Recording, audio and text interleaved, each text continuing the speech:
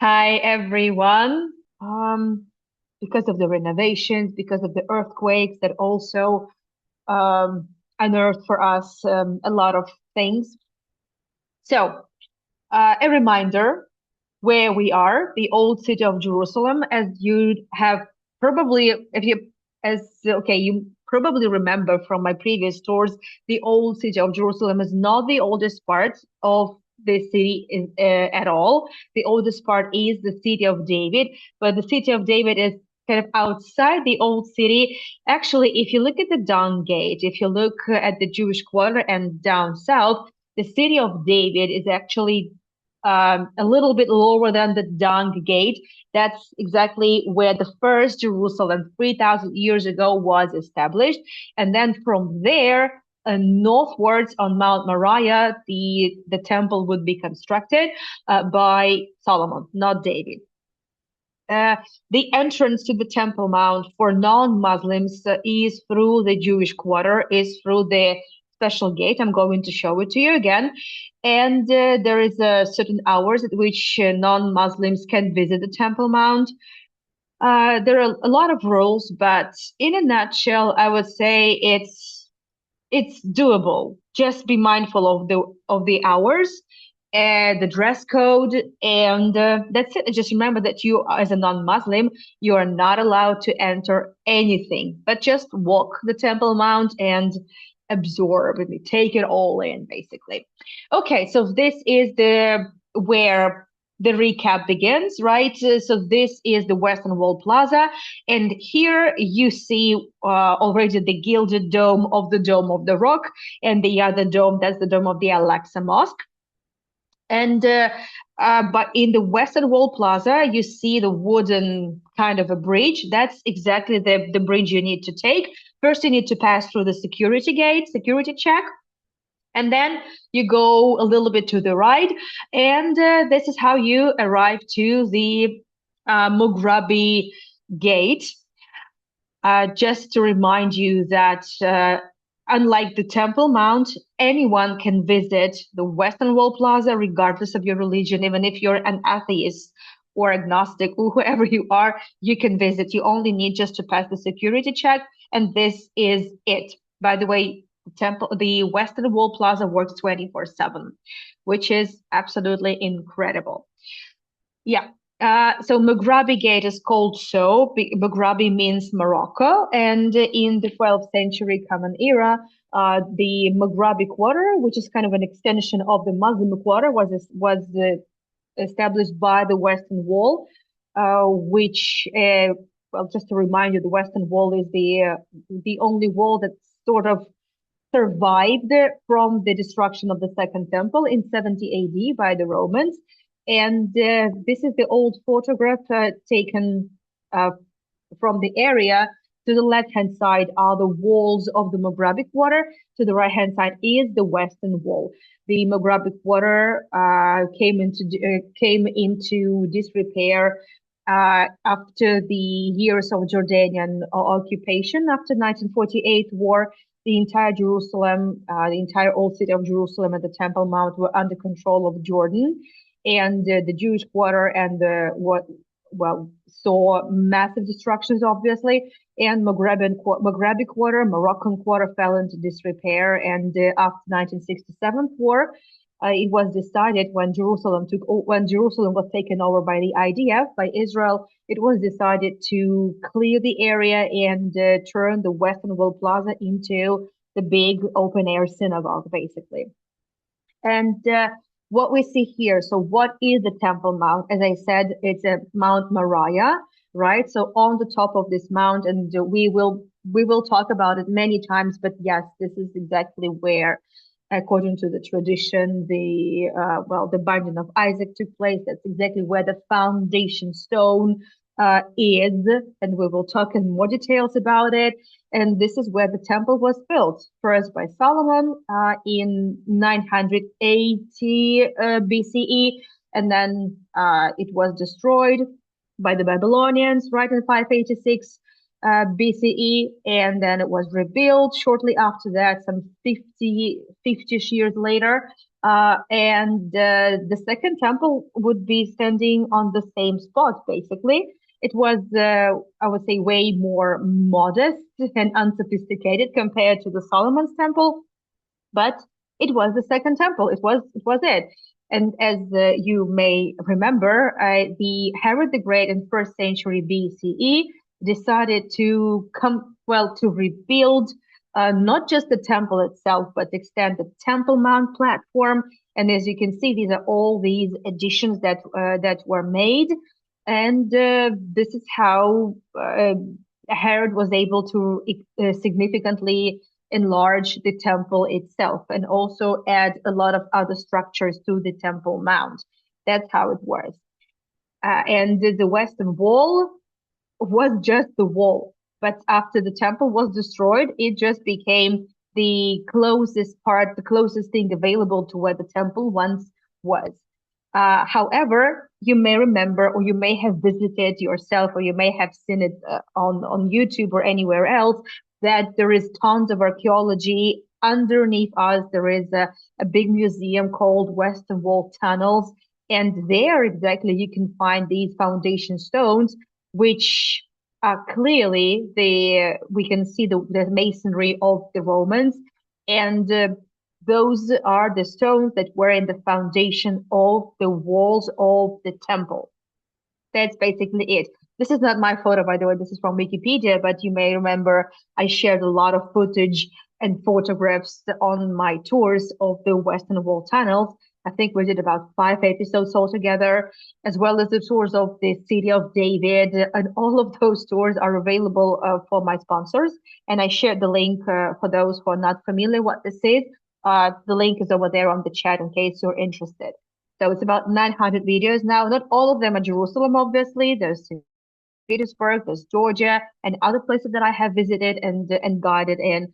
Well, but there is a lot of Israel tours for sure. Okay, and now what's also we have seen, as you see, I'm also adding some details every time to every recap. I'm adding details because there's no way I can fit everything into one tour anyway. So this is the old photo of Al-Aqsa Mosque. It looks a little bit different now. The thing is that in the end of the 1920s, there was a big earthquake in the area, and it was the roof collapsed, and also it was decided to just alongside the roof repairing, also to secure and to fortify actually the columns, the bases. And this is when, a prominent archaeologist and scholar did the observations. This was the time of the British mandate, and that's why the British were admitted to observe all the works there. It was Robert William Hamilton, first and foremost, who left for us about 300 pages long report on what he saw. He wasn't allowed to dig or anything, but he was allowed to walk, to explore what had been unearthed. And for example, so I'm sharing here photographs that you can find in the Library of Congress and also in the Library of the State of Israel as well. Among many things, there was discovered the huge subterranean underground passage that led from the center of the Temple Mount, right? Well, basically, this is not even the area of the Al-Aqsa Mosque. This is way further, closer to the Dome of the Rock. That's approximately where the temple had been standing, and the bigger one, the second one. And it led exactly to the double gate in the southern wall, right where the entrance and the exit for the pilgrims was. And Jesus, by the way, himself entered through and used the double gate and the triple gate himself because he was a Jew who had visited Jerusalem several times for the pilgrimage festivals. We spoke a lot about the pilgrimage of Jesus. We spoke a lot about the travels and life of Jesus. We traveled along with Galilee, and many other areas, and we traced his way to Jerusalem. for his last visit. So yes, and he there basically was hidden the big passage, which well, that's why it's called subterranean. But the amazing thing is the archaeology there. You can see it's Roman, the Roman design, Roman columns, Roman decorations, which you can also find in other places. So this is by right what's left of the temple that was built by Herod. That is first century BCE. It's a pity it didn't stand the test of time. It didn't stand the test of the Romans, but what can we say? So what other archaeology was discovered? The mosaic, which is totally fine. However, I mean, well, there are tons of mosaic you discover all around the Holy Land, but the mosaic that was discovered under the Al-Aqsa Mosque looked very much similar to that of the Church of Nativity in Bethlehem. And this is also not unusual because Muslims and the Umayyad period there was a very was the heyday of architecture, and it was totally fine to expect Muslims to copy Byzantine mosaics, because since in Islam you're not allowed to depict faces and people and prophets and whatnot, you would obviously resort to other methods and other graphic designs. But the thing is that this mosaic actually was discovered also outside of the territory of Al-Aqsa Mosque, which means it had been there before Al-Aqsa Mosque. So a lot of scholars presume that this is what was left of the Byzantine period. The problem is we don't know much of what was going on in the Byzantine period. I will be given a separate talk about the Temple Mount during the Crusader period, during the Jerusalem Crusader kingdom of Jerusalem in the 12th century. So we know approximately what was there during the Crusader period, but we don't know if there had been any church on the Temple Mount in the Byzantine period. But most likely that it had been, because it was an important place for Christians anyway. We know that during Byzantine period, it was very harsh on Jews, but that's a different story. And exactly because it was hard on Jews and because of the connections with Jesus, it only made sense for the Byzantines to actually build something on the Temple Mount. But we don't know. There is no conclusive evidence because there were no digs. Also, there was found, and that's what I shared on the second episode. So, Sharon, you must have missed it, but I'm briefly showing this. There were found some steps with a separation that kind of go down to a certain well, which looks very similar to a mikveh, right? So, a spiritual purification bath used in Judaism. And also, since the roof collapsed, they saw the wooden beams that supported the roof. Part of them got broken. Part of them was decided to completely change for the new ones because those have been already in a pretty bad condition. But the amazing thing is that there had been done several, I would say, tests. Obviously, there was no carbon-14 at that time, but all the wood, just because it had many of these wooden bots had beautiful designs, they were preserved by they were placed in the storages, and also part of it went to the museum, the Rockefeller Museum, and later on, with the availability of different dating techniques, they came to an understanding that this wood comes from, it's a cedar wood, and it came from Lebanon. And also it dated, the first century BCE. It's a solid information. You can find it online anywhere. I mean, it's what I'm sharing with you is an open source, all that. So, and this time when I was in Israel, I visited the Rockefeller Museum, and yes, I will be doing a tour of the Rockefeller Museum. Tours, goodness gracious, it has so much. I don't know even how to begin. But anyway, we'll do that.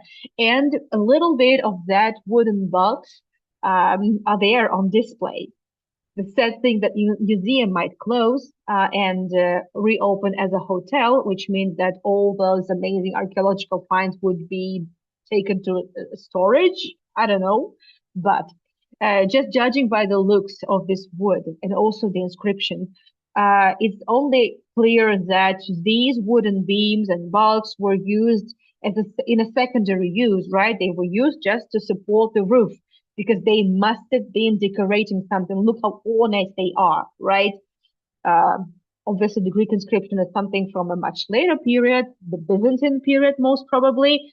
Um, uh, I'm only talking about these wooden bots that have the ornament, right? Yeah. So anyway, this is just again kind of an update of what we spoke about last time, and also a little bit more information every now and then. And since Al-Aqsa Mosque is, well, I cannot visit it. I used also a lot of photographs for you to see, but that's all in the previous episode. Now, as I said, we can walk around the Temple Mount as much as we want, just within the allowed time limits. And now we need to explore the another important site that is the Dome of the Rock. I would say it is very common that well, people confuse the Dome of the Rock with the Al-Aqsa Mosque, but the Dome of the Rock is technically not exactly a mosque. However, it functions as a mosque, but it's more like a shrine than actually the mosque. And yeah, I just had to share with you the selfie. I don't know why. I just wanted to. And now that we're going through these arches, also built the same period, Al-Aqsa Mosque, not Al-Aqsa Mosque and the Dome of the Rock were built. That is well, the end of the 600s and the beginning of 700. So this is the 7th and 8th century, the turn of the 8th century during the Umayyad period, one of the dynasties. And the arches actually were placed all around the Temple Mount. So Dome of the Rock, Kabat al-Sakhra, that's the it's an important, first of all, what we see is the place of Muslim worship, right? So just quickly reminding you that it was the place, according to tradition, not even Quran, where the midnight journey, night's journey of Muhammad took place, right? That's what we spoke about. And it was the journey to a distant mosque. And on that night journey, he ascended to heaven and God's revelations from God, including the obligation to pray 5 times a day. That's what Muslims do. They pray 5 times a day. So, and that's the place. That's why this place is so important. It's the third holiest place for Muslims, the Temple Mount. I mean, after Mecca and Medina. And yes, indeed, there is a rock there. So it's undoubtedly there is a rock there.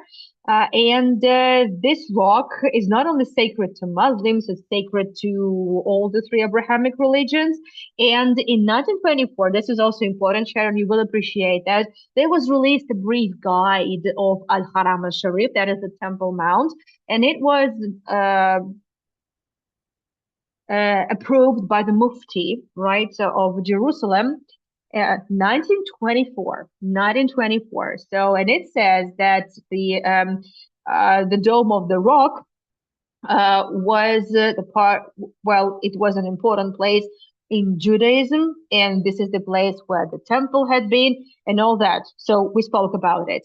Lynn Whitmire, whose visual aids I'm using from several of his books, but you can find the illustrations online as well. You can find them on Wikipedia. You can find them all on many resources. So he is some of the most, I would say he is, I would say the best when it gets to the archaeology of the Temple Mount itself. So his book on the Temple Mount archaeology is like one of the Bibles of Israeli tour guides and anyone interested in archaeology, let alone archaeologists themselves. So, that's him, by the way. He was allowed to observe in the 70s and in the 60s a lot of works, the construction works that took place. And since no digging was allowed, but he was allowed to just observe, just to see, to study, to touch, but no digging. So it's called also a survey. The first thing, if let's say an archaeologist want to see if there is actually any reason, any point in starting archaeological digs, first thing and foremost, they will be doing sort of preliminary checks. That is called a survey, just seeing what's there on the surface. This is the photo from the internet. I have never been inside of the Dome of the Rock as well as the Al-Aqsa Mosque, but this is the rock. This is the bedrock, and well, we already know that this is the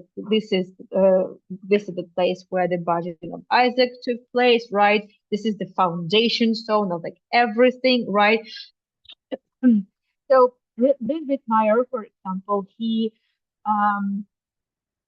believes that there is like several indentations that are not natural, right? So it's not an erosion or anything. And for example, these very, I would say, accurate rectangular shaped indentations, this is the place where the Ark of the Covenant could have been. Um, well, this is a possibility, obviously. Um, there's no way to prove it or disprove it in anyhow, but this looks quite probable, I would say. These definitely look like some really I would say predetermined, specially designed indentations to secure something on an uneven surface, right? Um, so there were uh, different repair works held over the course of the 20th century. So no excavations, and this is all carefully controlled and maintained by WAF, right? They're the Jordan-based organization that deals with the religious sites for Muslims across the Middle East, especially Jerusalem, obviously, and the Temple Mount.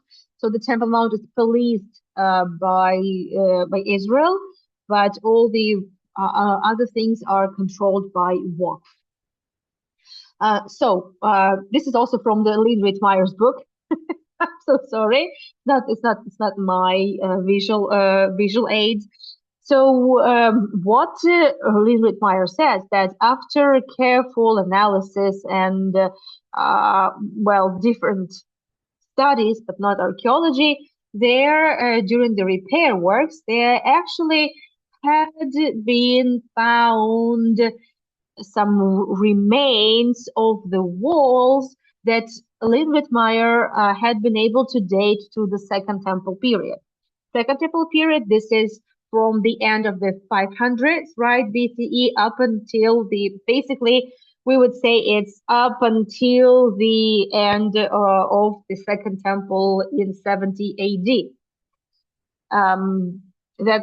That's what we call the Second Temple period. So these walls had been there, and these walls are still there, believed to still have been there, and they can be found, they can be seen, well, in the Dome of the Rock. And the way the Dome of the Rock actually functions and the way it is all arranged there, it looks really more than a shrine rather than a mosque. And also, it's also known for a fact, there is a cave under the rock. And there is a cave, it's called the Well of Souls. There are there are some illustrations of it. For example, this painting from Carl Haag from 1859. By the way, this one I found on Wikipedia as well. So the interesting thing is that so it is a cave and it's kind of dug under the bedrock. Well, if we trust this painting, we see that the walls in this painting are kind of even. So this might have been used as a cistern, and also seeing that there is some sort of an indentation, a hole in the ceiling. Well, this could be the case. This is true. Obviously, we cannot date it just by just by looking at it, and you can't really use carbon-14 for non-organic material, so you don't know, right? You just don't know that. But Anyway, so yes, there is definitely this well of souls, but obviously there's very little information whatsoever about the archaeology there. However, in the illustration, you may have noticed a mosaic, right? Um, Also, here in this illustration, you see a lot of carpets covering the floor, but you do see that the ceiling is just hard bedrock, but the walls are even and much brighter. So this could have been the case that it at some point was a cistern, but now with this panels on the walls, it's not so easy to say. So we don't know. So no idea. It's just kind of a guessing game here. However, in 2015, and this is also an information you can find it on Wikipedia, even on Wikipedia, I don't mean to say that Wikipedia is a reliable source of information, but like it's a fact. In 2015, they changed the carpets, and they were photographs taken. They're all photos from the internet. They're not my photographs at all. And while the carpets were changed, there were photographs taken, and voila, there was found this mosaic, just like that. Well, from here, for example, it doesn't look like it's well, these walls, for example, they don't look like if this was a cistern. So no idea. It's just one of the theories. All of it up until now is just theories.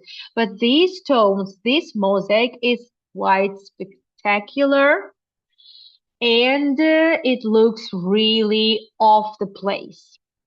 I'm not going to go into too many details now because I will talk about it next time in more details. But this is the video filmed in the city of David, and I actually showed it to you on my first tour of the city of David. I remind you that that's also why I started the tour with this information, because the city of David is exactly where Jerusalem was established. That's where the old city of Jerusalem actually is, down south from the Dung Gate. And from the southern wall of the old city. So I showed you the map. So that's why I always show you the map, because, well, it's way easier if you're reminded of these things. And at the entrance to the city of David, there is this interesting kind of a mosaic thing on the floor, and it shows you different patterns that we know from the descriptions of Josephus Flavius, who was well, basically a historian and a chronographer in the first century Common Era. So and during Herod times too. So he meant that is first century BCE, right? So he mentioned that the floors on the Temple Mount were covered in different stone mosaics. And I'm not going into details now, but there were found a lot of small stones of different shape and different colors. And then we see this floor of the Well of Souls, and all that, putting all that together. Well, this sounds like a solid thing to me. But again, I'm just sharing you the findings. That's basically it. But it goes without say that there had been a temple. Anyway, there is a lot of archaeology, from the Western Wall tunnels, and international groups of scholars have discovered a lot of things anyway. And even though there is no archaeological digs are allowed on the Temple Mount, there is a lot of archaeology that is available nowadays. But I will talk about it more next time. But it's just for you to have an idea. So the mosaic in the Well of Souls is not identical to this one, but definitely there is a similar pattern. Just definitely there is a similar pattern. That's basically it. That's what I'm going to just say for now. And we will be talking again about this. Those mosaics are modern. This is not what had been found. No, just modern designs. Um, and this is the vision of archaeologists and artists. But this was created from the descriptions of Josephus Flavius, and also some some stones that have been discovered. Let's just put it like this for now, okay? For now, more next time. Now, this is also well, this exactly this uh, kind of a blueprint you can even find on Wikipedia. It was provided in several books on the history of Jerusalem. And first and foremost, the biggest source is Ermet Pierotti, who was an Italian archaeologist and historian, and he spent many years in Jerusalem documenting the Temple Mount, the old city itself, and he visited obviously the Dome of the Rock. He visited all those places, and he even, well, according to his book, two books, by the way, two volumes. He even went down to the Well of Souls, and he claims in his book that he had even accessed some tunnels under the Well of Souls. Well, obviously, it was a century and a half ago. And yes, Priori's book is criticized by modern day scholars for accuracy and everything. Well, we don't know if there are any tunnels whatsoever, but obviously knowing that, keeping in mind that this is where the temple had been, above all the place, then it makes sense that there could have been different tunnels and the drainage channels and everything across the territory of the Temple Mount. But we don't know much, unfortunately. But that's what we know. So, so the cistern,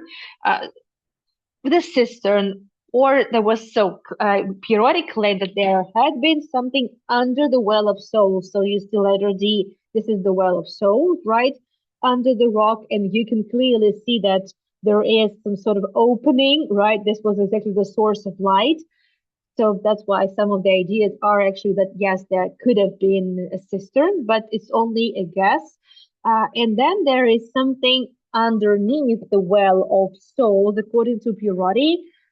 But that room, he claimed he had access through the certain tunnels. You see that there are some arrows, kind of a channel, right, or drainage or something, and the arrows. So that's kind of the passageway that Pierotti claims in his book that he had walked. And I, but I don't know. We don't know. That's it. So that's it. That is available to us, and well, we just can enjoy the views, the designs, the mosaic work of the Dome of the Rock and the actually gilded dome, which happened in the 1960s, and it's the money of the King of Jordan. It's the actual gold on the dome. Next to it, as you can see, there is a smaller dome. This is the Dome of Chain. I have heard it a couple of times from, well, non-professionals, not my colleagues, just some of my Muslim friends from Israel, and some Palestinians. So they claim that the Dome of Chain is called so because, well, Muhammad on his night journey, he managed to travel to the distant mosque on his winged horse called Barak.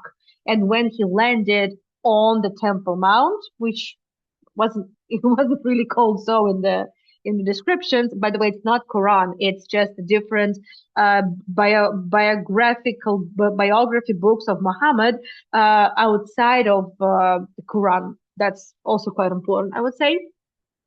So they believe, these people and many Muslims believe mistakenly that Muhammad just had to tether the Barak somewhere, and in the place where he actually left Barak with the chain.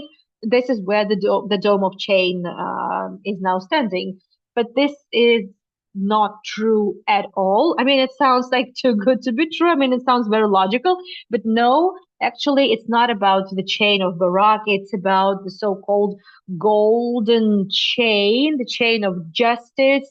So only the people who tell the truth, and those who are right and righteous could pull that chain and see that chain, but the liars and those who were wrong could not. This is the idea. I'm absolutely in awe from all these mosaic work, absolutely in awe. And I spoke about it last time, but I'll just briefly mention that this mosaic work, I'm omitting so many details. I'm so sorry, but otherwise we'll never be able to move forward. So that, well, we call it Armenian mosaic, which was widely used by Muslims. But this is not the kind of mosaic you can find in Armenia. You can find it in the former Armenian territories. This is where the Armenians lived, but these territories were all taken by the Ottomans. But yes, when in Jerusalem, you can find a lot of Armenian ceramics, Armenian mosaic works, and they are absolutely fantabulous. Honestly, just look at all that. Well, in this regards, Rock is doing a very good job upkeeping everything. Uh, there are several doors from the Dome of the Rock, but there's well only one available, and well, obviously, well, it means nothing to me. I can never visit it. But other than that, so this is what, so we have now wrapped up, I would say, an important chapter. So we have talked about the Al-Aqsa Mosque, we have talked about the Dome of the Rock. There are plenty of other things, as you can see, smaller domes, and some more minarets and everything. So there is a lot to talk about. I wouldn't be focusing too much on the other things, but there is still a lot to talk about. So that's why I am not sure whether the next episode actually would be the last one. There's a lot of also things that you probably, well, you are most likely to totally miss, but they are important. And we're talking about archaeology, and sometimes it's just a little stone or a little edge of something or a little capital or anything. So that's why. Another important thing that you can see, you need to go downstairs with, so now from our, we're standing with our backs to the Dome of the Rock. And technically speaking, we could go, well, we go down the stairs and we could go left or we could go right. It's not that important. What is important is that if you go down and down to the, well, to the east, well, you will see these gates.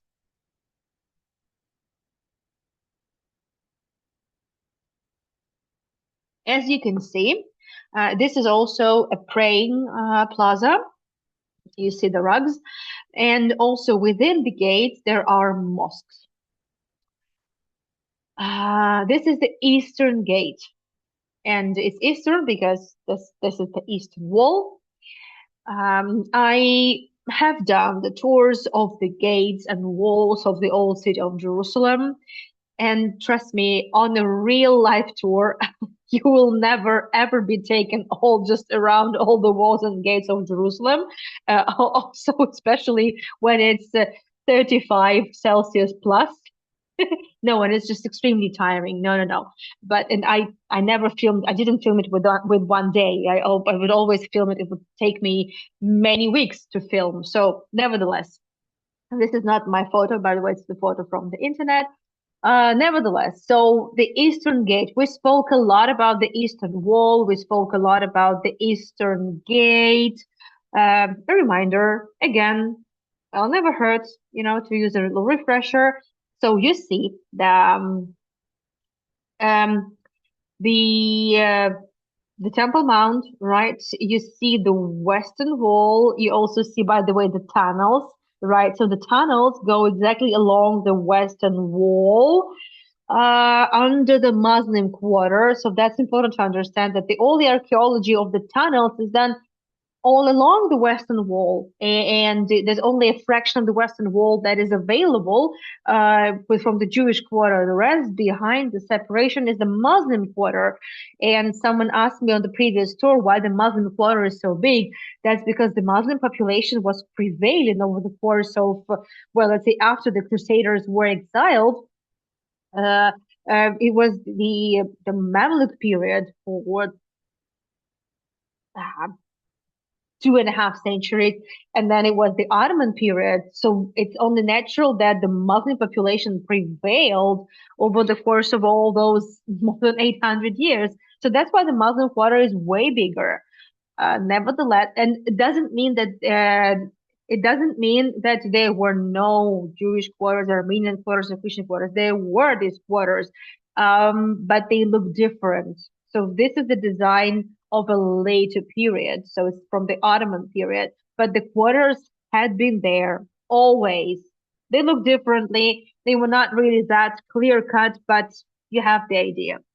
So, and you see the Eastern Wall, right, from the opposite side, and there is the Golden Gate, right? So that's exactly what we are talking about. Please, for now, let's disregard the other inscriptions. It's not so relevant at the moment, but there is a lot more to talk about. Yeah, that's what this wall looks like from the Mount of Olives. So it's important to understand that the old city wall, the eastern wall of the old city and the eastern wall of the Temple Mount, they coincide. So it's one and the same wall, basically. And between between the Temple Mount and the Mount of Olives lies the Kidron Valley. We spoke a lot about it on the previous tours. I'm not going to waste too much time on that, but I've decided to include a little bit of my video from that tour of a walk on the eastern side, on the eastern slope. And you see here is a cemetery, a Muslim cemetery. And from here you see the Eastern Gate, all the Golden Gate, and it is sealed. It has been sealed multiple times in the first Muslim period. Then it was opened by the Crusaders. When the Crusaders were ousted, they were sealed again, and they remained sealed, and even more sealed even during the Ottoman period. And during the late Ottoman period, it was decided to actually put up the Muslim cemetery here. Why was it so important to seal or not to seal the Eastern Gate? We spoke about it multiple times, but I'll just briefly remind you that in Judaism, it is believed that the Messiah will come from the Mount of Olives and enter the temple through the Eastern Gate or the Golden Gate. There's also another name, the Shushan Gate, which is I would say, a connection to the first Babylonian exile and then the return from Shushan. That's just kind of a quick off top. And then in Christianity, where it is believed that Jesus himself was a Messiah and he would have to come back again. So, well, he would also do it through the Eastern Gate. And it's also a belief in Islam that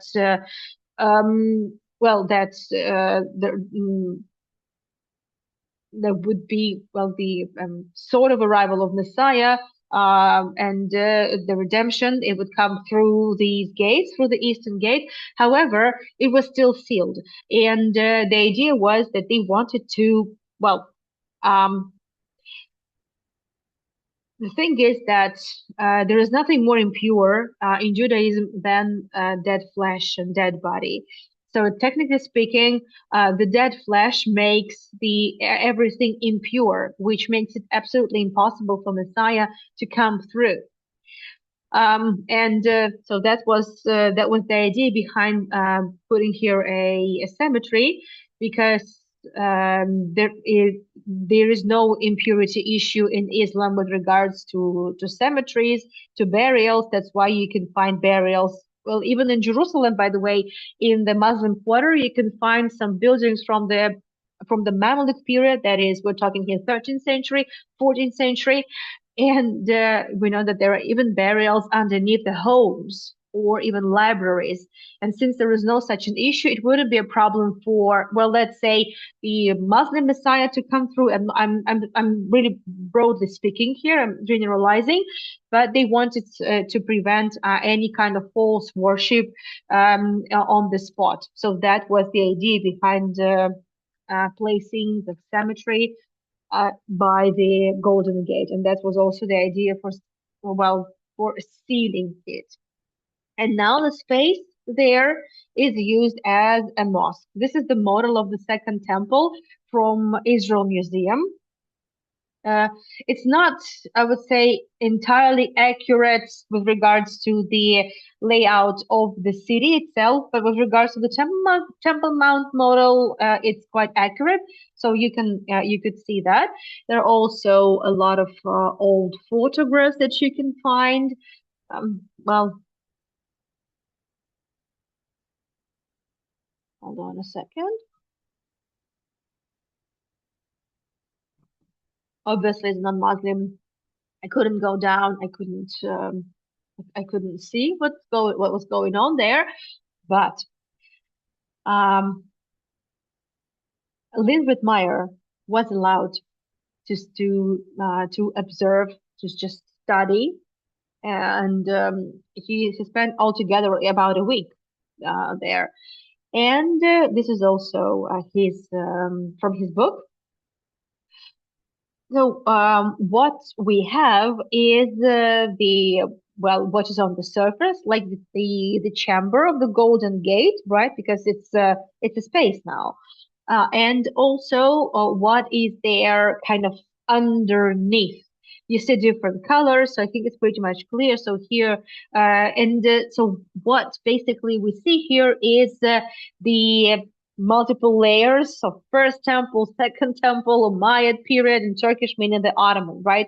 The Umayyad period is exactly the period when the mosque, the Al-Aqsa Mosque and the Dome of the Rock were constructed. So we are talking turn of the 8th century, Common Era.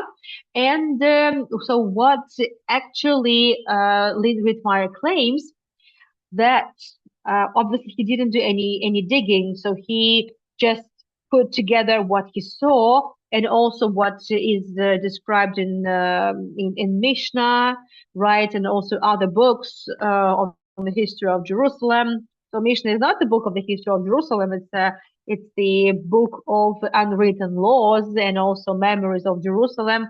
It was written down, and the idea of it was to help Jews save their identity and memory in exile after the second temple was destroyed. We're talking here second century Common Era, and well, this is the combination of all the information that Lynn Whitmire actually had at his disposal, and he identified some interesting spots. So this highlighted in pink. So he highlighted the forest, but this is the same illustration. So this is exactly believed to be the masonry from the first temple period, and it is still there on the surface. So you see the punctured line, right? So this is exactly the ground level, and the rest is already the underground, right? Present day ground level, you see it's in the left hand corner. I know I don't have a pointer, so it makes no sense for me to use it. I'm still using it, but I remember that there's nothing like that. I know you don't see it. So, and there is a little bit of the first temple period masonry. You can just see it by the way the stones were cut, by the shape, by the size, and everything. So every stone can tell you a story. And if you actually look at the wall itself, again, no digging, right? No touching. You can actually find some of those, I would say, hellos from the first temple period. But also, what I'm using here, and this is the designs provided by the Median University. So here is that bridge that went over the Kidron Valley to connect the Mount of Olives with the Temple Mount, and you see the gates. So was all like one big complex. The construction of the bridge itself was quite important. We might talk about it some other time, but basically we know that in the Kidron Valley there also was the cemetery, but the Messiah would not be bothered because actually the Messiah would not be touching any of the grapes, so there was no problem with the impurity thing. It was just all cleverly designed, so let's put it like that. Yes. And it is believed, hold on a second, I will try to show it to you. I'm going backwards to this photograph. So if you take a look, I know, and let me try to describe it. So if you go to the right hand corner, down below, a little bit higher than the tombstones, you will see kind of square shaped stones. And well, in that area, it is believed that there is this first temple period masonry there. According to Lynn Meyer, this is possible. It's we also know that there is a lot of archaeology underground now because the ground level has grown up significantly, and this is just what we see on the surface. And we know that yes, I told you a lot. I spoke a lot about it. That indeed um, that the during the Ottoman period, so almost well, not immediately, but shortly after the Ottomans took over the Holy Land from the Mamluks, the Suleiman the Magnificent got down to building the walls because Jerusalem at that point didn't have the walls. They had been destroyed multiple times. And then in 1530s, he decided to build the walls. And they built from the construction materials that were available from the local quarries. Sometimes, well, some secondary stone use, of course, took place, and also they didn't dig anything. They didn't have that idea of eliminating any traces of anything. There was no such a thing as archaeology in the Ottoman Empire at that point. So they just built on top of what had been there already.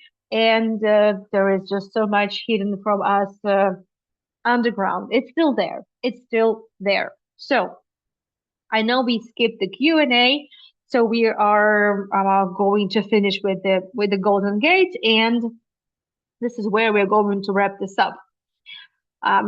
Well, from here, so this is the Mount of Olives. This is where the Garden of Gethsemane is, and the Church of Agony. You can actually see it a little bit to the left from the center of the frame. You can see so this is exactly the Church of Agony. So we spoke a lot about it. And I think this is where we wrap this up. So next time we're going to talk about some unexpected, absolutely mind-blowing archaeological finds. Yes, there's no archaeological digging allowed, but yet there are archaeological finds. We'll talk about it next time. So I'm switching off the video and turning on the chat. How are you doing? Let me know. Let me know how confused you are. Hopefully not confused at all.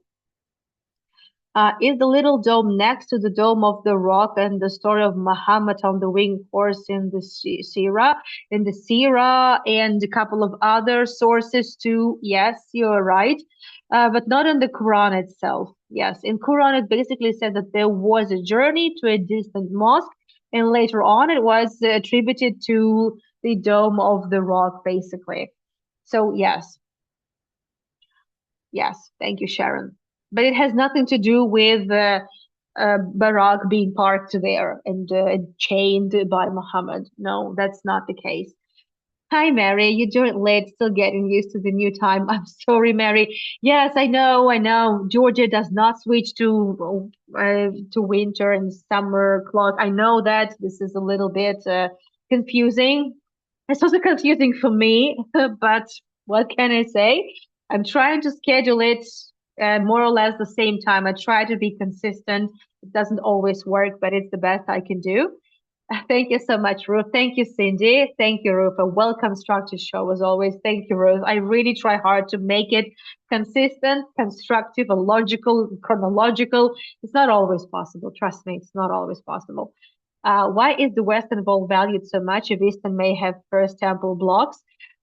Well, from the Eastern side, there is a cemetery, Muslim cemetery, and even if it was a Christian cemetery or a cemetery of the citizens of Papua New Guinea, it wouldn't have been possible to have any worship there, and there is no really much space there as well. So, and since the Jewish quarter happens to be from the western side of the Temple Mount, and there are very good solid walls from the Herodian period, so that's why it was opted as the best place for the plaza. Robert, I haven't even started. I haven't even started. This is a good question mark, by the way. So I hope I have been able to answer. Thank you, Sharon. Much appreciated. Mary, well, this has been recorded, which means, by the way, I'm planning to actually upload the recording of this tour once it's available, and I will share it on my YouTube as always. And I have done my homework. I have already shared all the tour recordings as of this weekend on either on my YouTube channel or on my website. Some tours, since on my tours I sometimes use different videos and different footage, and because I don't want to get any infringement with the copyright, I sometimes share the recordings not on YouTube but on my Google Drive. So sometimes if you have a difficulty locating a tour recording, it can be found through my website. If it's something fresh, let's say from a week ago or less than that, and if you can't find it, you can always contact me, and I will help you with that. I'm so thankful that I was inside the Dome of the Rock in 1972.